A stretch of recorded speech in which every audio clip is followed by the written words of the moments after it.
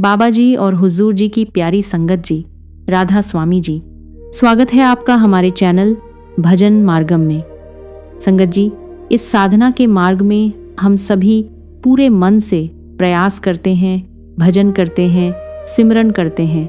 हर दिन यह आशा लेकर बैठते हैं कि शायद आज कुछ अनुभव होगा, शायद आज परमात्मा अपनी उपस्थिति का कोई संकेत देगा। कभी मन में यह इच्छा उठती है कि कुछ दिव्य दिखाई दे, कुछ अनहद सुनाई दे, कोई ऐसा अनुभव हो जो यह विश्वास दिला दे कि हम सही दिशा में चल रहे हैं।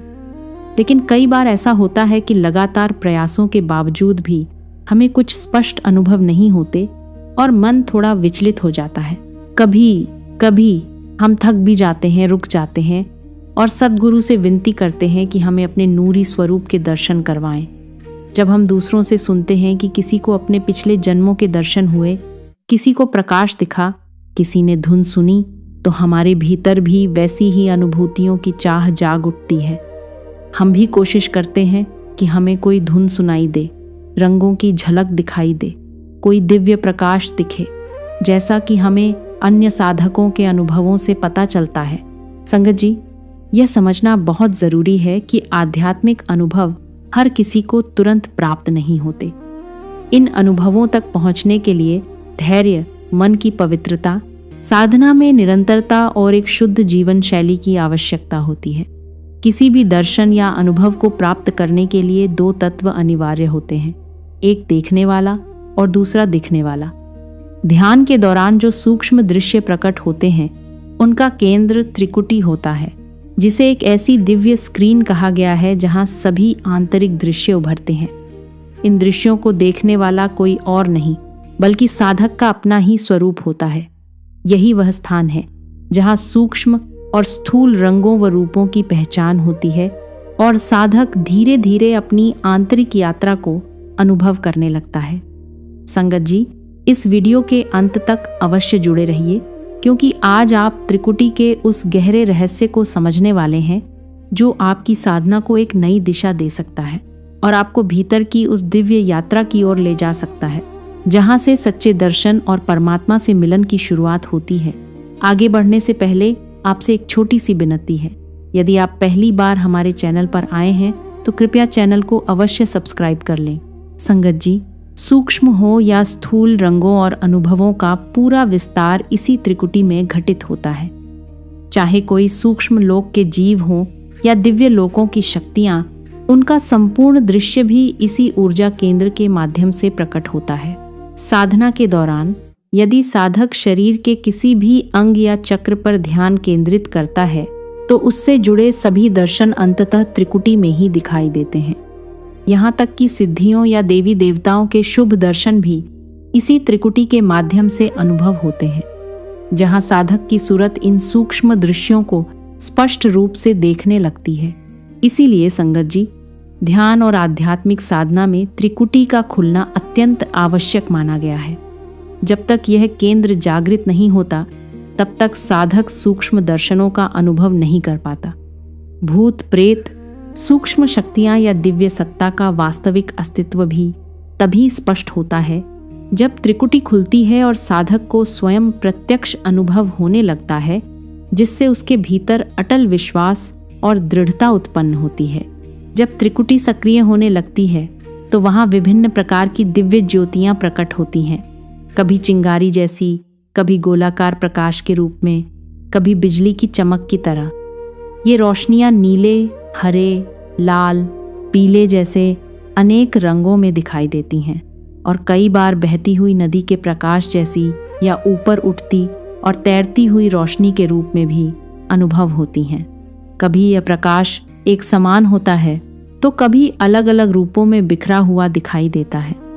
ये सभी अनुभव इस बात के संकेत होते हैं कि साधक की त्रिकुटी जागृत होने लगी है और उसकी अंतर यात्रा धीरे धीरे आगे बढ़ रही है। संगत जी, इसी त्रिकुटी में साधक को कभी कभी अंधकार का अनुभव भी होता है, लेकिन यह पूर्ण अंधकार नहीं होता। इस अवस्था में चांद, तारे या उगते हुए सूर्य जैसे अद्भुत दृश्य भी दिखाई देने लगते हैं।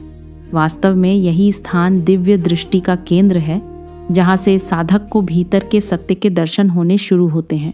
यही वह बिंदु है जहाँ शिव चेतना की पहचान होती है और उसका अनुभव संभव होता है। साथ ही यह गुरु के दिव्य स्वरूप के दर्शन का भी स्थान है। त्रिकुटी ही भक्ति मार्ग का द्वार बनती है, जहाँ से साधक सीधे परमात्मा से जुड़ने लगता है। और ये जुड़ाव केवल विश्वास से नहीं, बल्कि स्पष्ट और दिव्य अनुभूतियों के माध्यम से स्थापित होता है। संगत जी, यह त्रिकुटी ही वह अद्भुत केंद्र है जहाँ संपूर्ण ब्रह्मांड, चाहे वह स्थूल जगत हो या सूक्ष्म से भी सूक्ष्म स्तर का अनुभव किया जा सकता है। यदि साधक को सबसे सूक्ष्म अवस्थाओं को जानना है तो उसे त्रिकुटी का खुलना अनिवार्य है, जो आज्ञा चक्र, तीसरी आंख के जागरण से संभव होता है। कुंडलिनी जागरण के बाद साधक को जो भी दिव्य दर्शन और आध्यात्मिक संपदा प्राप्त होती है, वह सब इसी त्रिकुटी के माध्यम से अनुभव होती है। यहाँ एक गहरी बात समझने योग्य है। साधना में अनुभव और दर्शन दोनों अलग अलग हैं। किसी को अनुभव तो हो सकता है लेकिन दर्शन न हो, परंतु जब अनुभव पूर्ण होता है तो उसमें दर्शन भी शामिल होते हैं। इसलिए संगत जी, जब तक आज्ञा चक्र जागृत नहीं होता तब तक आध्यात्मिक प्रगति अधूरी रहती है। यह ठीक वैसे ही है जैसे बिना अग्नि के चलने की कोशिश करना मार्ग तो है, पर ऊर्जा और प्रकाश के बिना आगे बढ़ना संभव नहीं। संगत जी, जब त्रिकुटी पूर्ण रूप से खुल जाती है तो वहां अनंत प्रकार के दर्शन प्रकट होने लगते हैं, इतने व्यापक और गहरे कि उन्हें शब्दों में पूरी तरह व्यक्त करना संभव नहीं होता। इस अवस्था में त्रिकुटी एक अद्भुत शांति और एकाग्रता का अनुभव कराती है, जहां साधक अपार आनंद में डूब जाता है। जब मन यहाँ चित्त के साथ जुड़कर ठहर जाता है तो फिर वह इस स्थान को छोड़ना नहीं चाहता। त्रिकुटी को एक दिव्य गुफा भी कहा गया है, जहाँ सूक्ष्म तिल और सूर्य का निवास बताया गया है। इसी स्थान पर साधक अपने अनेक जन्मों के दृश्य भी देख सकता है। वास्तव में यही वह द्वार है जहाँ से परमात्मा से मिलन की शुरुआत होती है। एक ऐसा मार्ग जो भीतर की यात्रा को सीधे प्रभु तक पहुँचा देता है। संगत जी, त्रिकुटी में ही साधक को अपने वास्तविक स्वरूप के स्पष्ट दर्शन होने लगते हैं।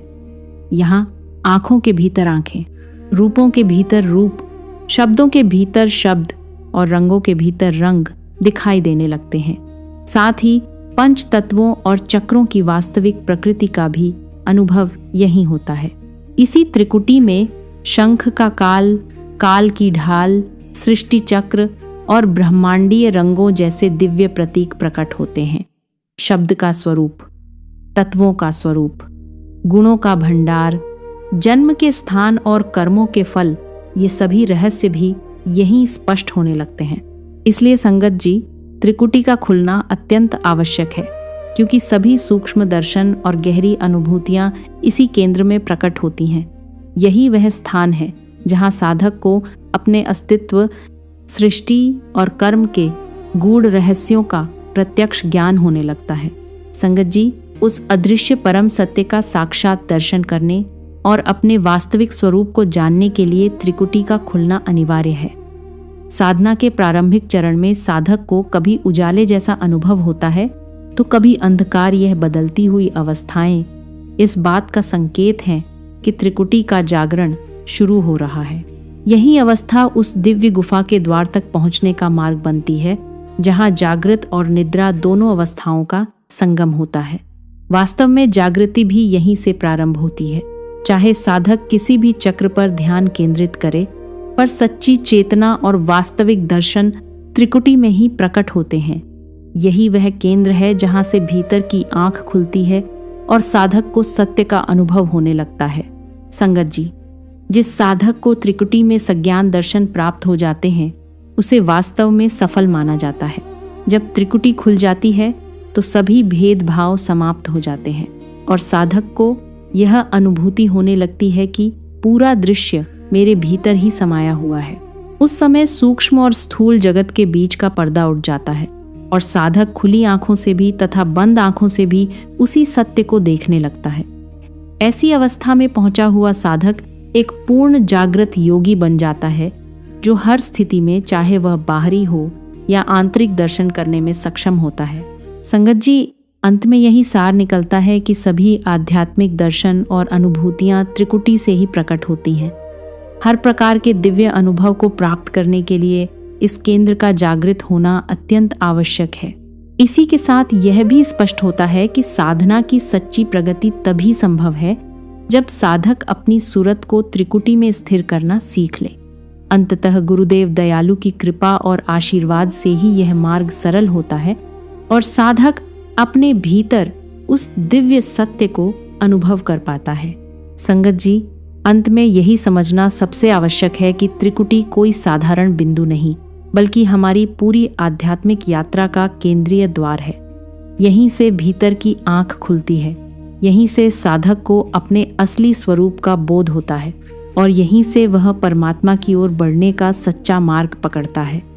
जब तक हमारी सूरत बाहर की दुनिया में उलझी रहती है, तब तक हम केवल भ्रम, इच्छाओं और अस्थायी सुखों में ही भटकते रहते हैं।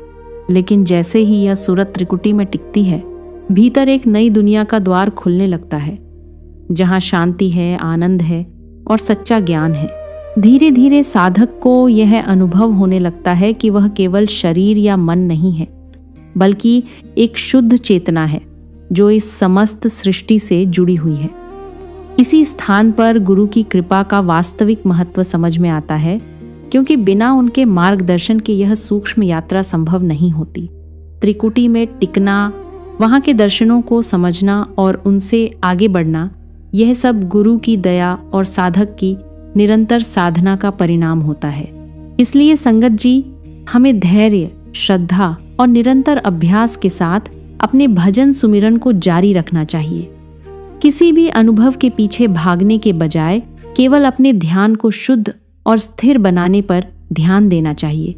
जब समय आएगा तो त्रिकुटी अपने आप खुल जाएगी और भीतर के सभी रहस्य एक एक करके प्रकट होने लगेंगे। यही वह मार्ग है जो हमें अज्ञान से ज्ञान की ओर, अंधकार से प्रकाश की ओर और आत्मा से परमात्मा के मिलन की ओर ले जाता है। संगत जी, लेकिन इस पूरी आध्यात्मिक यात्रा में सबसे महत्वपूर्ण तत्व यदि कोई है तो वह है गुरु की कृपा। साधक चाहे कितनी भी मेहनत कर ले, कितना भी भजन सुमिरन कर ले, जब तक उस पर गुरु की दयालु दृष्टि नहीं पड़ती, तब तक यह सूक्ष्म द्वार पूर्ण रूप से नहीं खुलता। गुरु ही वह शक्ति है जो भीतर की अंधकारमयी राह को प्रकाशमय बनाते हैं। वही साधक की सूरत को पकड़कर सही दिशा में ले जाते हैं। कई बार साधक को लगता है कि वह आगे नहीं बढ़ रहा, अनुभव नहीं हो रहे, लेकिन वास्तव में उसी समय गुरु भीतर ही भीतर उसकी तैयारी कर रहे होते हैं। इसीलिए संगत जी, हमें अपने प्रयास के साथ साथ पूर्ण समर्पण, विश्वास और धैर्य रखना चाहिए, क्योंकि जब गुरु की कृपा बरसती है तो एक पल में वह सब प्राप्त हो जाता है जिसे पाने में जन्मों लग जाते हैं। संगत जी, सिमरन के समय आपको बस कुछ छोटी छोटी बातों का ध्यान रखना है। अपने मन को जबरदस्ती रोकने की कोशिश न करें, बल्कि प्यार से उसे बार बार नाम में लगाते रहें। शरीर को आरामदायक स्थिति में रखें ताकि ध्यान बार बार भटके नहीं। सिमरन को जल्दी जल्दी या बोझ समझकर न करें, बल्कि हर शब्द को महसूस करते हुए प्रेम और श्रद्धा के साथ दोहराएं। यदि मन इधर उधर भागे तो निराश न हो, उसे धीरे से वापस ले आएं। यही अभ्यास ही आगे चलकर एकाग्रता बनाता है। सबसे महत्वपूर्ण बात, सिमरन करते समय किसी अनुभव या दर्शन की अपेक्षा न रखें। बस गुरु पर विश्वास रखते हुए नाम में जुड़े रहें, क्योंकि सच्ची प्रगति उसी में छिपी है। संगत जी, सिमरन के समय कुछ सरल लेकिन बहुत महत्वपूर्ण बातों का ध्यान अवश्य रखें। सबसे पहले अपनी रीढ़ की हड्डी सीधी रखें ताकि ऊर्जा का प्रवाह सही बना रहे। ध्यान को धीरे धीरे तीसरे नेत्र त्रिकुटी पर टिकाने का अभ्यास करें, बिना किसी जोर जबरदस्ती के। जहाँ तक संभव हो शांत और पवित्र वातावरण में बैठें ताकि मन जल्दी स्थिर हो सके। शरीर को आरामदायक रखें, लेकिन आलस्य से बचें। सिमरन को प्रेम और श्रद्धा के साथ करें, न कि जल्दबाजी में। यदि मन भटके तो उसे बार बार प्यार से वापस नाम में लगाएं। और सबसे ज़रूरी बात, किसी अनुभव की अपेक्षा न रखें। बस गुरु पर विश्वास रखते हुए निरंतर अभ्यास करते रहें, क्योंकि धीरे धीरे यही छोटी छोटी सावधानियां आपकी साधना को गहराई तक ले जाएंगी। संगत जी, अगर आपको यह संदेश हृदय को छू गया हो और आपको लगा हो कि इससे आपकी साधना में कुछ स्पष्टता और प्रेरणा मिली है, तो इस वीडियो को ज़्यादा से ज़्यादा शेयर करें ताकि और भी लोग इस सच्चे मार्ग से जुड़ सकें। अगर आप हमारे चैनल भजन मार्गम पर नए हैं तो जल्दी से सब्सक्राइब कर लीजिए और बेल आइकन को भी दबा दीजिए ताकि ऐसी ही रूहानी और ज्ञान से भरी बातें आप तक लगातार पहुंचती रहें। अंत में संगत जी, कुछ क्षण के लिए शांत बैठें, आंखों के बीच उस केंद्र पर प्रेम से नाम का सुमिरन करें। सुनना धीरे धीरे भीतर की ओर मुड़ने दें और सरलता, विनम्रता और शुक्राने के साथ इस यात्रा को आगे बढ़ने दें। आपका यह समय, आपका विश्वास और आपकी उपस्थिति अत्यंत मूल्यवान है। यही अरदास है कि आपका मार्ग सदा प्रकाशमय रहे, मन हल्का और शांत बना रहे और गुरु की कृपा हर पल आपके साथ बनी रहे। राधा स्वामी जी।